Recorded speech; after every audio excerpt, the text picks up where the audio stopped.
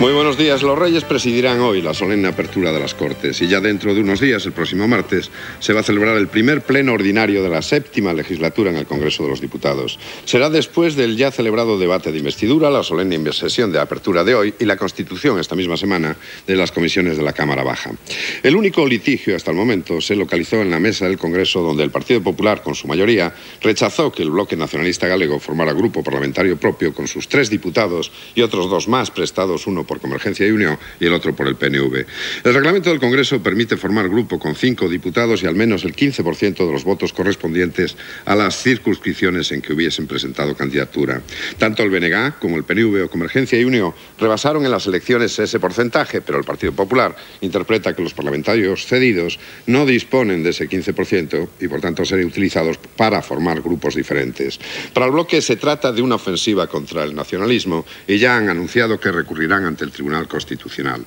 Pero hay más, porque la próxima semana representantes del bloque participarán en Bruselas en una reunión debate organizado por el Grupo Parlamentario Europeo formado por partidos ecologistas de 10 países de la Unión Europea y formaciones nacionalistas de 6 territorios. La Europa de la diversidad y la cohesión social serán las cuestiones de debate. Posteriormente participarán en una reunión con las fuerzas políticas que componen la denominada Alianza Libre Europea, formada por nacionalistas escoceses, galeses, flamencos, vascos, andaluces y gallegos. Es un proyecto de integración nacionalista que puede ser el embrión de un futuro partido democrático de los pueblos de Europa. Y de todo esto hablamos hoy con el líder del Bloque Nacionalista Galego, nuestro invitado, don Xosé Manuel Beiras, portavoz nacional del BNG. Buenos días, muy buenos días. Buenos días, buenos días. Vamos a ver, ¿no se sintieron ustedes decepcionados con los resultados de las últimas elecciones generales, pese a subir 2 escaños que tenían 1 y pasaron a 3? Para el PP, esa decepción dicen que se manifiesta en esta pelea para tener grupo parlamentario propio con 2 diputados prestados. No, porque decepción ninguna. La única decepción puede ser la mayoría absoluta del Partido Popular, que puede cambiar el escenario de la política institucional en el Estado, ¿no? Y el hecho de que con los mismos votos, exactamente con la misma cifra de votos que tuvimos en esta ocasión, si las proporciones entre los resultados del PP y del PSOE en Galicia fuesen aproximadamente las proporciones del año 97, nosotros tendríamos exactamente 5 o 6 escaños. Es decir, que la traducción de votos en escaños varió en perjuicio nuestro, en este caso, por la distribución de los votos entre las 2 fuerzas de ámbito estatal mayoritarias, ¿no? Eso no tiene nada que ver con la cuestión del grupo parlamentario, porque la cuestión del grupo parlamentario es que hasta ahora se había aplicado una interpretación del reglamento de las Cortes que dio lugar a que ya en la legislatura pasada, en el 96, pues el grupo de Coalición Canaria, que no llegaba a los 5 diputados, obtuviese precisamente un préstamo del Partido Popular para formar grupo. Y entonces esa interpretación se ha roto y se ha hecho una interpretación absolutamente antitética, excepcional, para aplicarla al Bloque Nacionalista Galego y además simultáneamente con la aplicación de esa misma interpretación que se venía aplicando antes a una vez más al Grupo de Coalición Canaria. Es decir, que simultáneamente a Coalición Canaria se le admite que forme grupo con un préstamo del PP y al Bloque se le niega que forme grupo con un préstamo de un diputado del PNV y otro de Convergencia y Unión, lo cual es una simetría absolutamente inexplicable, como no sea por una decisión política a priori y no una decisión además de la mesa de las Cortes, una decisión del Partido Popular y José María Aznar muy en concreto, ¿no?, que pasó la consigna y además que contó con la posición contraria de todos los demás miembros de la mesa del Congreso, ¿no? Esta es la cuestión, pero nuestros resultados fueron excelentes. Nosotros subimos un 40 y tantos % respecto a los resultados del 96, ¿no? Subimos 86.000 votos en Galicia en el mismo momento en que el PSOE bajaba a 200.000, ¿no? Y el PP subió en 20.000 escasos, ¿no? Pero evidentemente que una cosa son los resultados, el avance del bloque nacionalista que se consolida como avance constante, y otra cosa es la traducción de eso en escaños por una parte y el contexto político institucional que se da. No es lo mismo ese avance si se diese unas Cortes en donde no hubiese una mayoría absoluta que unas Cortes donde hay una mayoría absoluta, ¿no? Vamos a ver, tiene usted 2 importantes reuniones, o reuniones la semana próxima en Bruselas, uno con grupos ecologistas, también con nacionalistas y tal. ¿Qué tiene en común el Bloque Nacionalista Galego con los nacionalistas escoceses, flamencos o galeses, por ejemplo? ¿Es posible un partido democrático de los pueblos de Europa? No es imposible, pero yo no creo que el objetivo, por lo menos nuestro, sea la formación de un partido a nivel europeo, sino simplemente el proceso de coordinación entre representaciones dentro del Parlamento Europeo que proceden de fuerzas políticas autóctonas propias de lo que nosotros llamamos naciones sin Estado, es decir, hechos nacionales que no constituyen Estados en Europa, ¿no? Como sabemos muy bien, en ciencia política una cosa es el concepto de nación y otra cosa es el concepto de Estado. Hay estados que son uninacionales y hay estados que son plurinacionales, ¿no?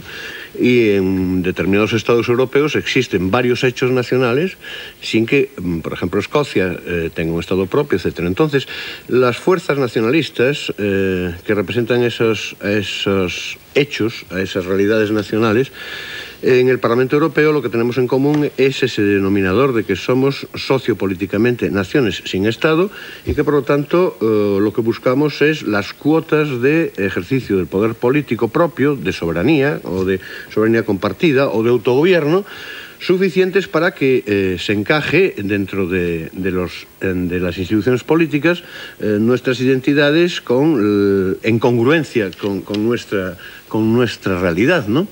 Esto es lo que en la historia siempre ocurrió y en unos casos dio lugar a constitución de estados independientes y en otros casos no llegó a darse. Pero lo importante es que la Europa que nosotros concebimos y la Europa que concebían los europeístas de los años 45 a 50 y tantos, de la época de Schuman y todos los padres de la actual Europa, pues era la Europa de los pueblos, ¿no? Es la Europa de las realidades definidas por el sustrato sociopolítico, sociocultural, etcétera, por la diversidad, ¿no? Eso hay que incardinarlo, hay que engranarlo, ¿no? Eso todo tiene que formar un mosaico, pero un mosaico bien vertebrado.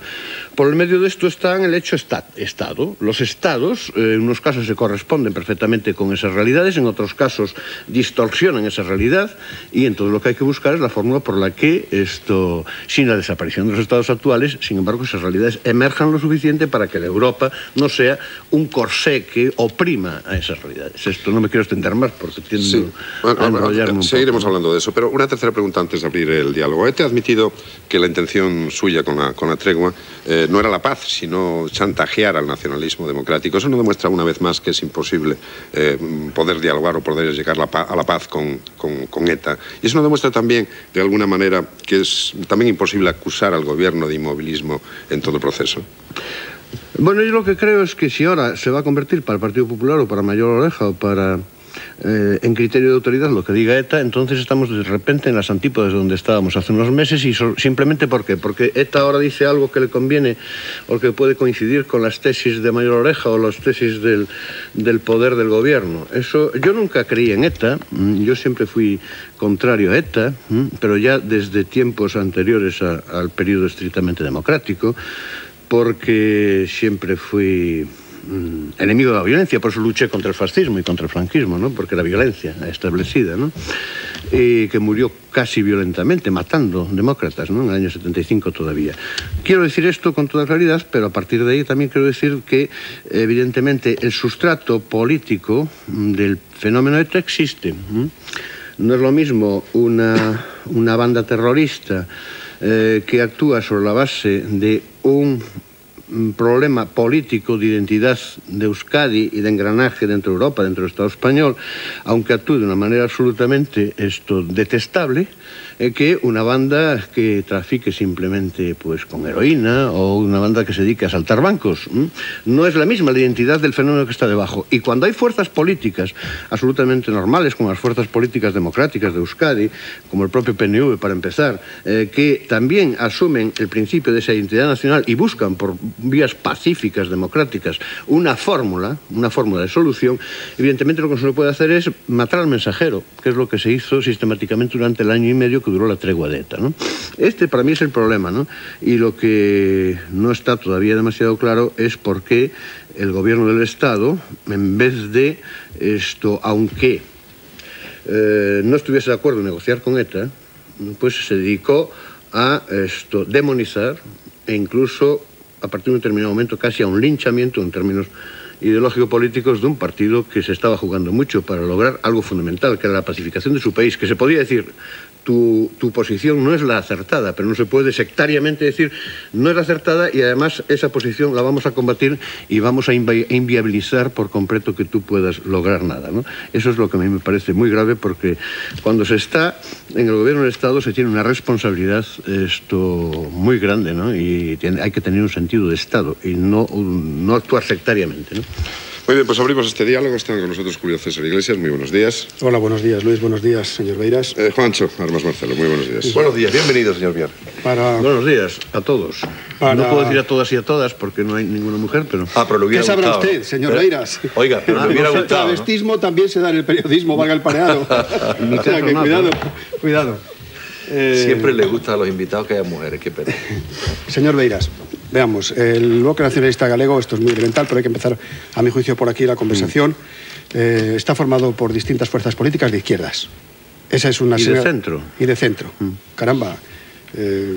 Sí, porque hay que utilizar el lenguaje. Yo no creo en el centro, ¿no? Bueno, pero eso ahora que dicen que el universo es plano, menos, sí, ¿no? Lo dicen, pero no se sabe cuántas semanas va a durar la teoría. Esa es la cosa. Por tanto, fuerzas políticas de izquierdas y de centro forman el Bloque Nacionalista Galego. Luego, ustedes reclaman para sí, efectivamente, no para sí, reclaman para Galicia soberanía política. Ejercicio de soberanía política. Exactamente, sí. Y en sus propias palabras una cierta estructura de Estado. Dice usted una cierta para no asustar con lo de estructura de Estado. No, yo no asusto con nada. No, pero me refiero para que nadie se asuste. Dice, una cierta estructura de Estado que puede ser compatible con fórmulas que pueden ser Estado confederal, federalismo asimétrico o quién sabe qué otra cosa. En este momento de la historia, ¿de qué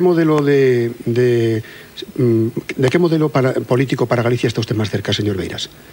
En este momento de la historia yo estoy más cerca del siguiente, que es el que defiende en realidad el Bloque Nacionalista, de un modelo que permita lo que se llama actualmente una soberanía compartida, para empezar, ¿no?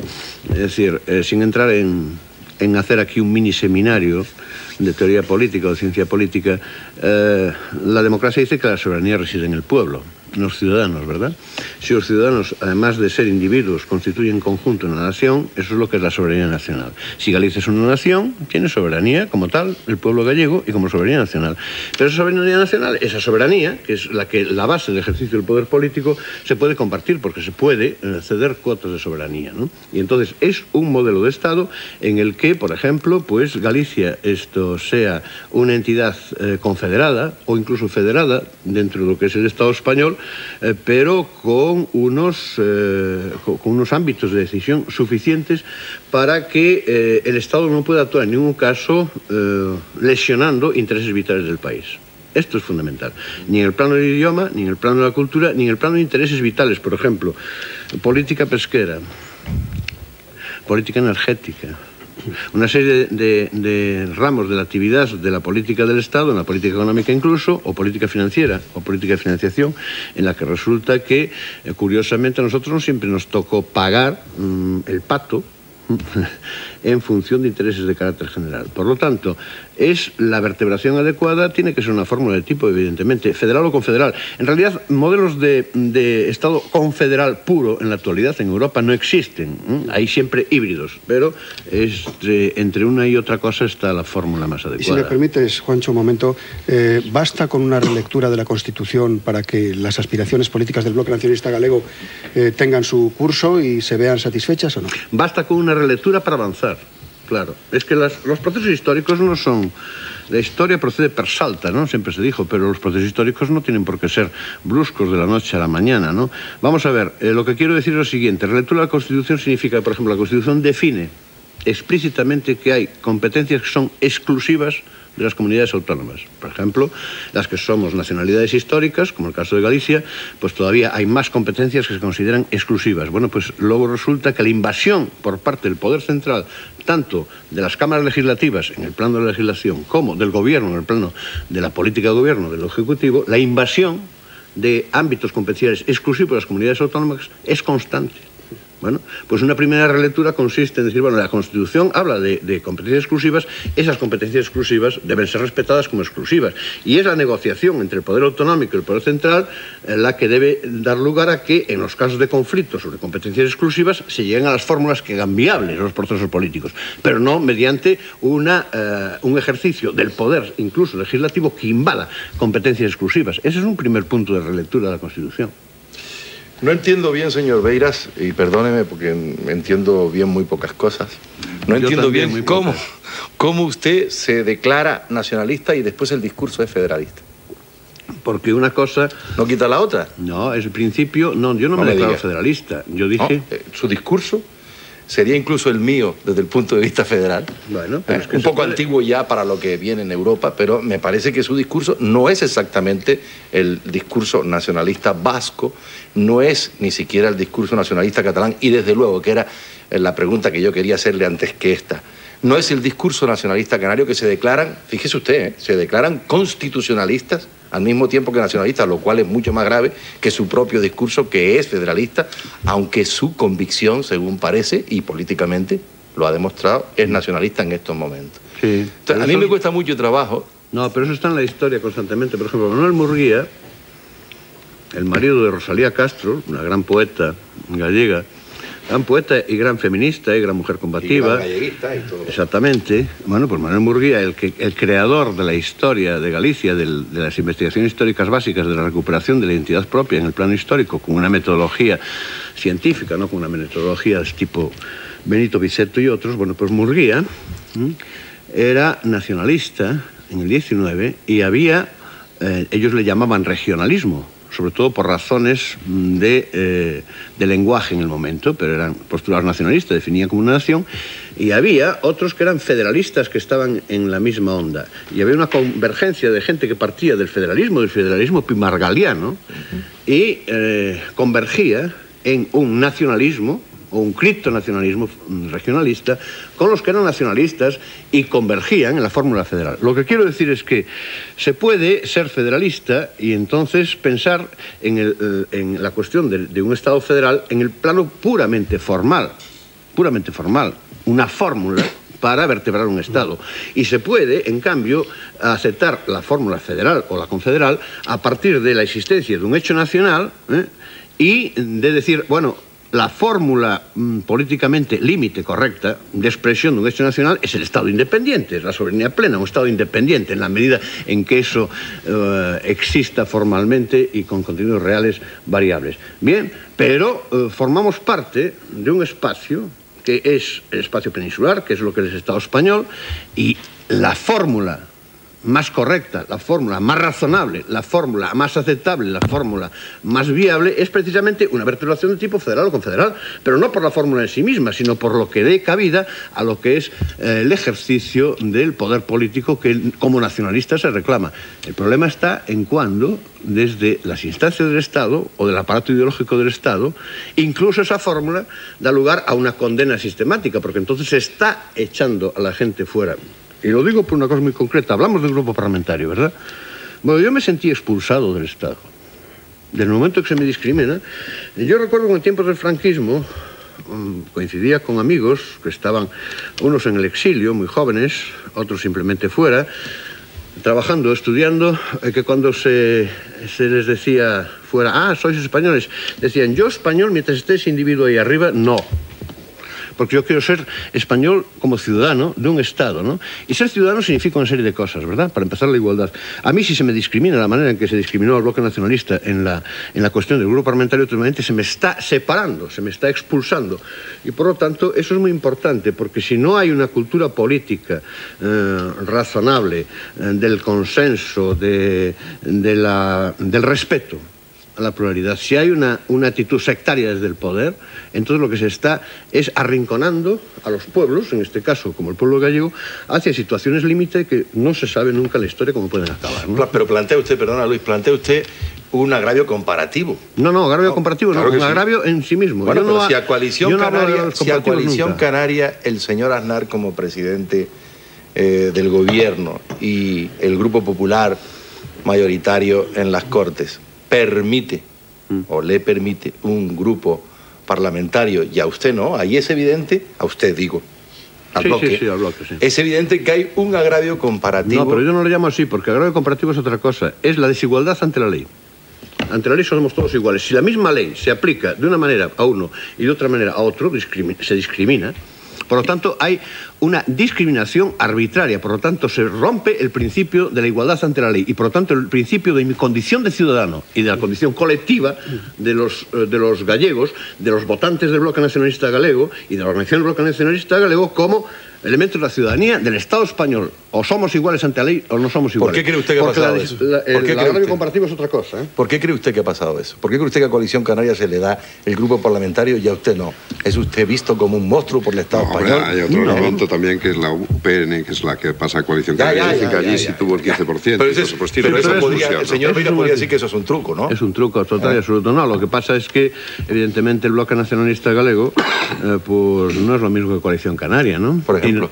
Y la situación de Galicia, en la que el PP, con Manuel Fraga, pues lleva 10 años de nueva hegemonía al estilo de Manuel Fraga Iribarne, ¿no? Pues es un bastión muy importante frente al cual la antítesis es el bloque. Claro, es decir, no es lo mismo que el bloque nacionalista, pues no habría sido lo mismo si el bloque nacionalista no estuviese en ascenso que estando en ascenso, ¿no? Para el Partido Popular, Galicia es, para el poder del Partido Popular, Galicia es un asunto que si es como aquello de solo faltaba que pariese la abuela, ¿no? Tenemos el problema vasco, el problema catalán, y ahora también los gallegos resulta que van a... Lo que pasó con la Declaración de Barcelona, ¿no? Entonces, no se puede admitir que haya una sintonía entre tres ámbitos de fuerzas políticas propias de tres naciones sin Estado, de tres nacionalidades históricas, que si se practica el divide y vencerás va todo muy bien, pero si el divide y vencerás es roto por lo que yo llamé en su momento una circunvalación, eso se puede complicar enormemente.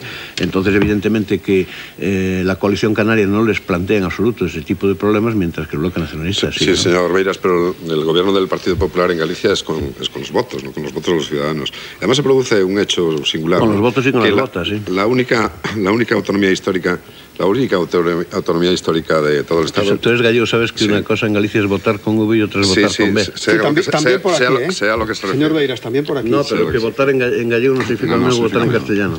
Pero vale, ven. Bueno, la curiosidad, que es la única autonomía histórica que está dominada por un partido de ámbito estatal. En Cataluña está Convergencia y Unión, en el PNV está en Euskadi, precario en estos momentos y tal. ¿Por qué esas diferencias? Porque Galicia no hubo transición propiamente dicha en los años 70 y poco. En Galicia toda la estructura de poder en la sociedad del tardofranquismo se mantuvo incólume y se transformó, se metamorfoseó en parte en UCD, en parte en Alianza Popular. ¿Por qué?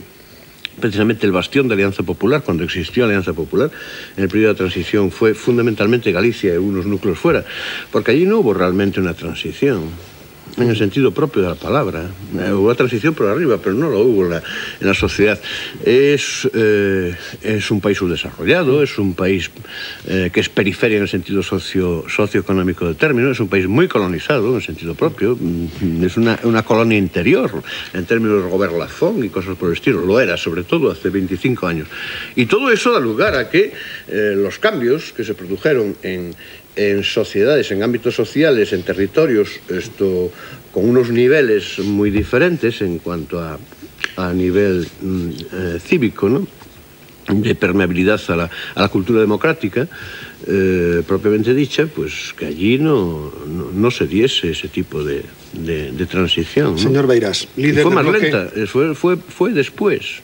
Y el bloque es un poco el exponente de ese proceso, ¿no? Señor Beiras, líder del Bloque Nacionalista Galego. A ver, hemos dicho que partidos de izquierdas y de centro, decía usted, ¿no? Ya sé que estamos en una época de paradojas y que nada es blanco y negro, sino que todo es gris, más claro, más oscuro. Ahora bien, la izquierda siempre ha sido internacionalista.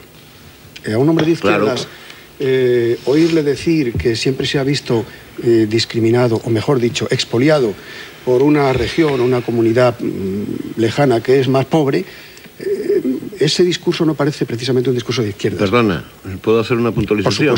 Por supuesto. Es que no me siento expoliado por nadie. Ni los gallegos no nos sentimos expoliados ni por Cataluña, ni por Euskadi, ni por Madrid. Sí. Sino que Galicia es un territorio, si queréis hablarlo así, o es una sociedad, y es una economía, expoliada por unos centros de poder. Cuidado, es distinto.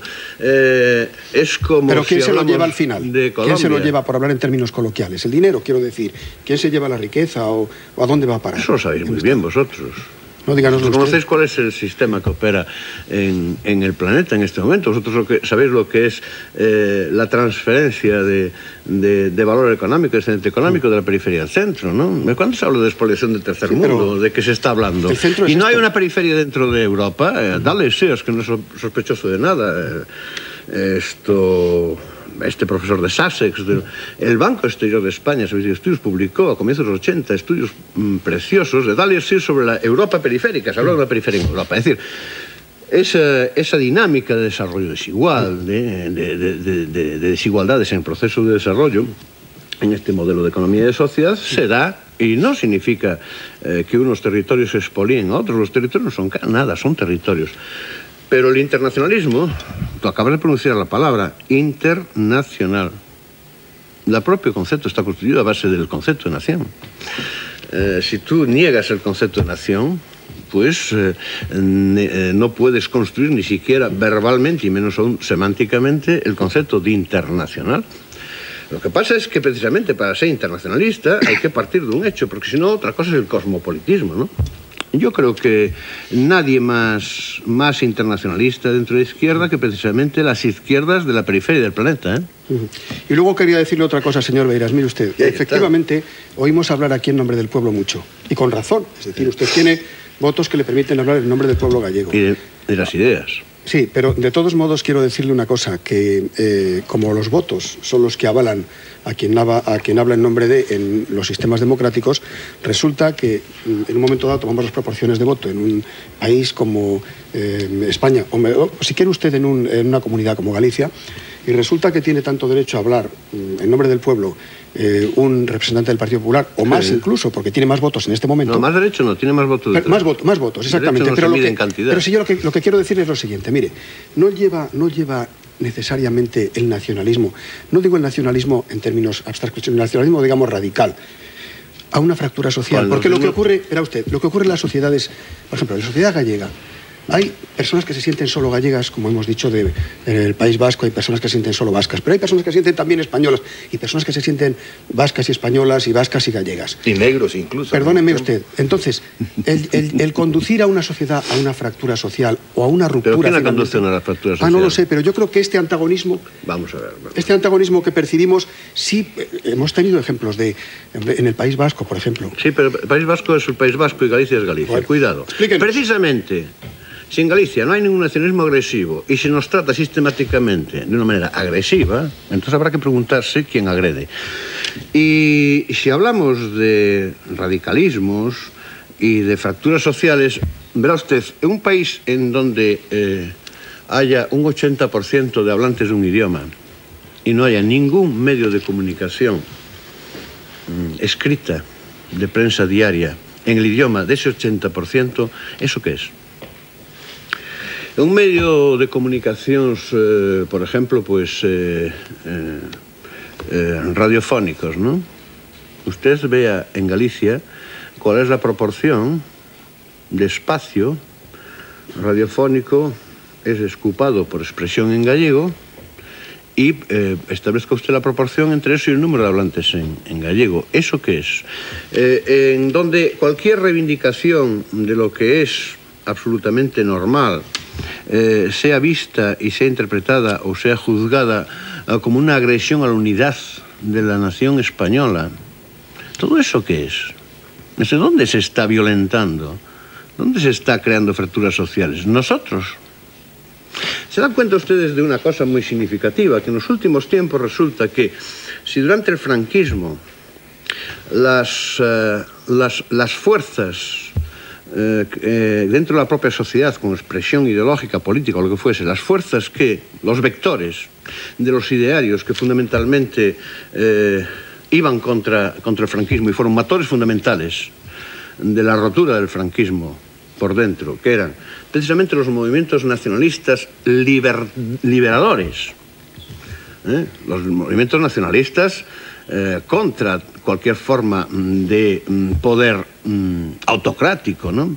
Y las fuerzas de izquierda, resulta que ahora es lo que está mal visto y sistemáticamente se está recuperando un lenguaje que es el lenguaje que yo recuerdo perfectamente que se utilizaba de otra manera en los años 70, por ejemplo, desde el propio poder del sistema establecido entonces. A mí eso me parece alarmante, ¿no? Lo que pasa es que ahora hay unos medios públicos que sí son totalmente gallegos. Lo que no son los medios privados, que no responden a esa proporción. Hay una proporción, sí, en determinados diarios, sí, pero en gallego, pero no eso. Pero los medios públicos que actúan en Galicia sí son en gallego. ¿No? La televisión, la radio... Solo la televisión y la radio galega, los autonómicos, nada más.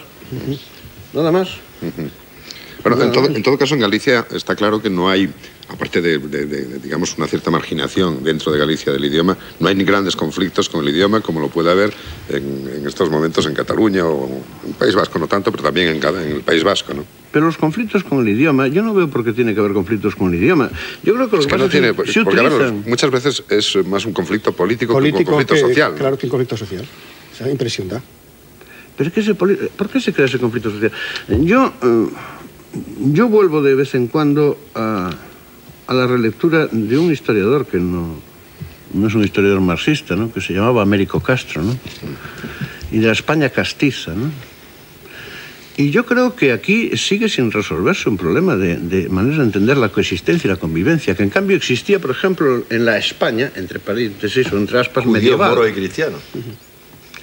Y yo creo que esos atavismos están ahí vivos y que de vez en cuando vuelven a surgir. Y a mí lo que me aterroriza más es que la forma en que se interpreta el uso del poder, por ejemplo, por Manuel Fraga en Galicia durante los últimos 10 años, o la forma en que yo atisbo que se entiende el uso del poder por el actual presidente del gobierno del Estado español, eso sí que es terrorífico, y no el discurso de Francisco Rodríguez en el debate de investidura. Porque me hace emerger de nuevo todo eso que es constantemente una actitud, esa sí que es integrista, ¿no? La negación de aquello que no sea homogeneizable, absoluto, uniformizable, me parece que es terrorífico. Eso es algo que forma parte de un atavismo. Pero sin embargo ustedes han pactado con el PSOE en Galicia, al que le acusaban, al PSOE, del tremendo error de haberse enfrentado al nacionalismo, ¿no? Y al final terminaron pactando en determinadas ciudades y de hecho controlan 5 de las 7 grandes ciudades gallegas con el PSOE, al que... Porque nosotros somos una fuerza progresista y en la medida en que el Partido Socialista responda a esas siglas y a esa la acusaban de lo mismo, ¿eh? La acusaban de lo mismo. Al Partido Socialista, un error histórico, haberse enfrentado al nacionalismo. ¿Pero quién la acusó? ¿Desde el Roque? ¿Nosotros? Sí, sí. Claro, nosotros la acusamos allí donde se enfrenta, vamos a ver, no. En los últimos tiempos la el juicio de valor que nosotros hacemos es que en el último periodo la izquierda estatal y singularmente el PSOE no supo desmarcarse de la dinámica establecida por Aznar y el Partido Popular y el gobierno del Partido Popular respecto a la cuestión del nacionalismo, agitando el nacionalismo como un espantajo. Y el PSOE no fue capaz de desmarcarse de eso. ¿De acuerdo? Bien. A nivel de Estado. Cuando lo intentó y cuando lo hizo, una medida bastante relevante fue a última hora y demasiado tarde. Y hay un fenómeno muy interesante y muy curioso. Ese espantajo fue utilizado sistemáticamente en la precampaña electoral. Una precampaña que arranca casi de un año antes. Bueno, iba dirigido contra los nacionalistas. Y el resultado fue el siguiente. El bloque sube. El PNV sube, CiU, que está en una situación mucho más complicada, se mantiene, y en cambio la izquierda estatal pierde 3 millones de votos, de los cuales medio millón se van al PP y 2,5 millones a la abstención. Hay que analizar eso, ¿eh? Sí, y eso no significa... El sector gallego de la mesa está provocando una fractura social en los desayunos. Pero como el fenómeno... Toma la palabra. Como el fenómeno lo conocemos menos que ellos, o lo sufrimos o lo gozamos menos que ellos, pues conviene oírlos con detalle, ¿no? Bueno, sí, por supuesto. Escucharlos. Escucharlos. Pero dígame una cosa, está usted haciendo un análisis y yo estoy sacando la conclusión de que ustedes nacen del huevo fracasado del Partido Socialista, por lo menos en los votos. en Galicia. Es decir, son ustedes, que era la pregunta que quería hacerle al principio, lo que pasa es que su discurso, no derrollador, pero sí vitalista, pues me deja a mí con otra serie de preguntas en el camino. ¿Son ustedes una pregunta o realmente una pregunta política para Galicia? ¿O son una respuesta al fracaso del Partido Socialista también en Galicia? Es decir, al fracaso de una izquierda que tuvo posibilidades de convertir Galicia en lo que usted quiere convertirla. No, porque somos anteriores al Partido Socialista. Sí, pero la respuesta es posterior, ¿no? No, el tampoco. Crecimiento, quiero decir. No, vamos a ver, según cómo se mire. En los primeros momentos de la transición, en las elecciones municipales, dos opciones, que además eran dos coaliciones nacionalistas y progresistas las dos, Unidade Galega y el bloque de entonces llamado Nacional Popular Galego, tuvieron unos resultados electorales fabulosos. Lo que ocurre es que, evidentemente, si ponemos como punto de partida año 81-82, nosotros vamos emergiendo poco a poco electoralmente, pero nuestra situación dentro del entramado social del país era muy fuerte, ¿eh? Otra cosa es la traducción en términos electorales. Porque si no fuese así de fuerte, nosotros habríamos desaparecido del planeta. Es decir, hay muchas fuerzas políticas. ¿Qué pasó en la izquierda nacionalista de Cataluña? Que se atomizó, desapareció del mapa. Y en Galicia se da el proceso contrario. Es el proceso de que se va produciendo un aglomerado, ¿verdad? Un conglomerado ahí, que va ascendiendo. Conforme baja el Partido Socialista gallego. No. En votos, solo... quiero decir. ¿En votos? Sí, en los últimos años sí. En los últimos años, evidentemente que sí. Eso es una respuesta del votante de izquierda, el bloque, el ascenso del bloque es una respuesta del votante de izquierda, visto por lo menos desde fuera, usted permítame que ahí sea extranjero, visto desde fuera, el ascenso del bloque es una respuesta al fracaso del Partido Socialista. En Galicia. No. Lo que pasa es que... No.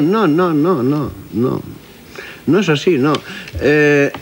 El ascenso del bloque es una respuesta de un número creciente de ciudadanos gallegos a la manera en que el bloque da a su vez respuesta a los problemas primordiales del país, que no están siendo resueltos por las fuerzas del ámbito estatal. ¿De acuerdo?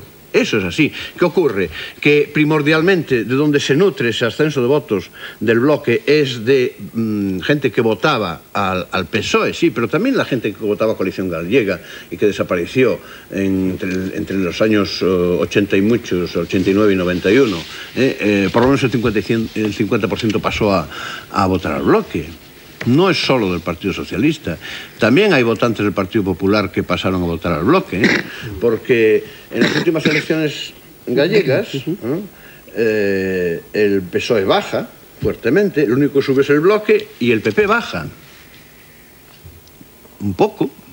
Por lo tanto, el bloque está penetrando ahí. Otra cosa es que, evidentemente, si lo queremos establecer en términos muy sintéticos, pues me vale lo que tú dices, ¿no? Ya. Señor Beiras, otra cosa. Veamos, ustedes hicieron firmaron la declaración de Barcelona con el Partido Nacionalista Vasco y Convergencia y Unió, la de Barcelona, la de Vitoria y la de Santiago de Compostela, porque ha habido 3 puntos de referencia de la declaración, ¿no? En las fuerzas políticas con las que ustedes firmaron la declaración hay, bueno, pues, ¿cómo calificamos al Partido Nacionalista Vasco? ¿Centro-derecha, le parece? ¿Centro-derecha o no? ¿Derecha? No sé, es un partido nacionalista. En Convergencia y Unión habría distintas corrientes políticas, ¿no? Eso sí se supone. Pero ustedes son de centro-izquierda. Cuéntenos usted por qué no se relacionan con Herri Batasuna o con Euskal Herria. Realmente la cultura es de izquierdas. Sí, a ver, señor Beiras. Pero no, le hablo en serio. Le digo, parecería que sus interlocutores naturales, en lo que se refiere a diario político, ya veremos, luego hablan, de otras cosas no se habla, pero podrían ser Euskal Herritarrok o Herri Batasuna en el País Vasco. ¿Por qué no se relacionan ustedes con ellos? No mantienen ninguna, ¿no?, relación con ellos. Vamos a ver, esto... En Galicia acaba de decirse antes que es una generalidad histórica en la que en el gobierno autonómico gobierna un partido estatal, que es el Partido Popular, ¿de acuerdo? Sí. Eso no ocurre ni en Euskadi ni en Cataluña. En Euskadi y en Cataluña hay un espectro de fuerzas nacionalistas variado. Convergencia, Unió, que está en la coalición, Esquerra Republicana y PNV, EA, Euskal Herritarrok o Herri Batasuna. En Galicia la única fuerza nacionalista con presencia es el Bloque, que es un conglomerado, ¿verdad? De partidos y de gente que no forma parte más que directamente del Bloque, que es muy importante también. Bueno, que es muy sui generis. Para el Bloque, lo que representa en Galicia, todo lo que representa en Galicia el Bloque, ¿quiénes son sus interlocutores más lógicos para tratar sobre cuestiones nacionales, sobre problemática, la cuestión nacional, lo que se llama las cuestiones nacionales, la gallega, la vasca y la catalana, en relación con el Estado? Las fuerzas que son hegemónicas dentro del nacionalismo en Euskadi y en Cataluña, de la misma manera que el Bloque es hegemónico en Galicia, y además fuerzas que gobiernan en sus autonomías. Y esta es la razón por la que, en el proceso conducente a la reedición de lo que fue históricamente Galeuzca, de los años 30 y 40, y de lo que se llama la Declaración de Barcelona, bueno, pues los interlocutores del Bloque son precisamente el PNV y Convergencia y Unión. Porque es lo lógico. De la misma manera que a nadie le preguntaba a Felipe González cómo era que se entrevistaba con el señor Kohl, siendo de la Democracia Cristiana y él de un partido socialista, porque él era el presidente del gobierno del Estado español y el otro el presidente del gobierno del Estado español. Y el Bloque representa, pues eso, las fuerzas autóctonas que ven Galicia desde dentro, que pretenden expresar las reivindicaciones del pueblo gallego. En el asunto de Euskadi... Pero la segunda parte de la pregunta que hacía... Perdón. La cuestión es el Bloque mantuvo relaciones con Herri Batasuna hasta el año 87. Y ahí rompieron por la... pero eso que nos lo cuente don José Manuel. Pero es que eso ¿Y cómo está ahora? También es que ya sabemos... ¿Qué relevancia tiene? Nosotros mantuvimos relaciones con muchísimas fuerzas políticas porque nosotros ya teníamos relaciones en el franquismo. Sí. ¿Verdad? En la clandestinidad. Y nos relacionábamos con el espectro de fuerzas políticas que había en la clandestinidad, donde solo había, por cierto, fuerzas de centro, izquierda e izquierda. No había fuerzas de derecha. Y luego, durante la transición, se mantuvieron una serie de relaciones que cada una dentro de su espectro ideológico. Muy bien, pero había un problema muy serio, evidentemente, con Herri Batasuna, que fue el problema de la violencia. Usted dice porque dio lugar a la ruptura. Por cierto que Manuel Fraga parece que todavía no se enteró, porque en esta campaña electoral dijo que habíamos ido con Herri Batasuna a las elecciones primeras al Parlamento Europeo, cosa que no solamente es falso, sino como una rotura provocada porque ellos pretendían que fuésemos con ellos, ¿no? Sí. Pero la memoria ahí parece que no le funcionó bien. Iba a decirle, señor Beiras, que de cuando en cuando usted, que es portavoz nacional del Bloque Nacionalista Galego, y para entendernos mejor la cabeza visible de ese Bloque Nacionalista Galego, perdóneme, vamos a hablar claro, de cuando en cuando dice usted, hace usted un aviso a navegantes de su propia fuerza política, del Bloque. Dice usted, si vuelve el integrismo me marcho, si vuelve el fundamentalismo me voy. Habla usted de si vuelve al Bloque Nacionalista Galego. O sea que tiene usted una función moderadora dentro del nacionalismo gallego, o galego, como usted quiera. He dicho bien galego, correcto, es que tengo tanto complejo, chico. No. Y le decía, sigue usted en eso, ¿no? En que usted es nacionalista y demócrata, por encima de todo. Sí, evidentemente, y socialista. Y socialista marxista. Explico más, es decir, hago mi declaración. No lo explique, que va a ser peor, que vamos a estar 2 horas. Bueno, vamos a hablar porque ser nacionalista y socialista al mismo tiempo a mí me suena a una cosa muy conocida, ¿sabes? Es muy complicado eso de ser nacionalista. Una cosa es ser nacionalista y ser socialista, y otra cosa es ser nazi. Los nazis en este momento están más cerca del poder del Estado de lo que parece. La definición era más precisamente en el nacionalismo. Esto llevaría mucho tiempo, señor Beiras, de verdad. Pero antes hablaba usted de Euskadi, y yo no quiero hacer más que esta pregunta. Hablaba del contencioso, porque en realidad es un contencioso político histórico. Y citaba usted el PNV como mensajero. Hombre, ¿no le parece un exceso en su discurso? ¿Por qué? Porque es un protagonista, hombre. ¿Es seguro? Claro, el PNV, cuando dice, y han matado al mensajero. No, yo creo que el PNV no es solo el mensajero, es un protagonista. Vamos a ver. Lo que pasa es que usted dice esa media verdad, ¿eh? Pero es un mensajero. No solo, el mensajero es un protagonista. No, el PNV es, evidentemente no es solo un protagonista, es el principal protagonista de la política propia de Euskadi, ¿verdad? Ahí está clarísimo. Y además, así es visto por la ciudadanía vasca, porque resulta que en medio de ese asedio y de esa especie de linchamiento, sube 2 escaños, de 5 a 7. Bueno, pero lo que quiero decir es lo siguiente. En el contencioso entre el Estado, el poder central del Estado, el gobierno del Estado, el aparato de poder central del Estado Y, por una parte, los violentos, ETA, el mundo de ETA, y la llamada izquierda versale, en ese contencioso que existe objetivamente, con independencia de que haya o no interlocución, con independencia de que estén o no cortadas las vías diplomáticas, durante la guerra de Vietnam nunca cesaron de celebrarse las sesiones en París a nivel diplomático, entre ambos bandos, y la guerra de Vietnam no fue ninguna broma. Bien, y no le cayeron los anillos a nadie.